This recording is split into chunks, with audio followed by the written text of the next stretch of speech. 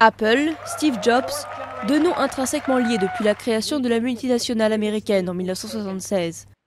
Visionnaire et perfectionniste jusqu'à l'obsession, Steve Jobs est l'un des 3 cofondateurs du groupe, dont il a aussi assuré la renaissance à la fin des années 90. iMac, iPhone, iPad, à chaque lancement de nouveaux produits, c'est lui qui incarne la firme dans le monde entier. L'annonce de sa démission a fait chuter l'action Apple. Je crois qu'on a déjà eu une baisse de 5% et quelques du titre. Mais ce n'est pas une grande surprise que Steve laisse la place. On savait que ça allait arriver et je pense que la valeur de l'action prenait ça en compte depuis un certain temps. Donc je ne pense pas que les conséquences seront dramatiques. Pas une grande surprise, non, car à 56 ans, Steve Jobs était en congé maladie depuis janvier, pour une durée et une raison indéterminées. Il a subi une greffe de foie il y a 2 ans et survécu à un cancer du pancréas en 2004.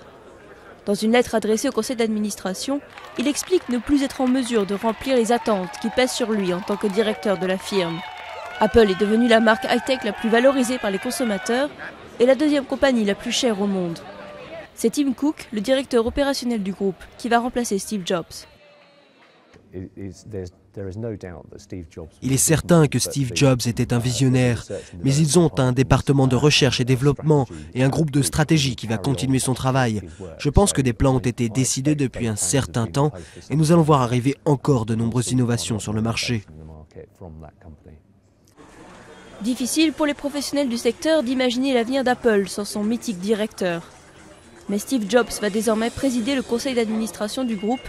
Il pourra donc toujours veiller à ce que la marque à la pomme reste à la pointe.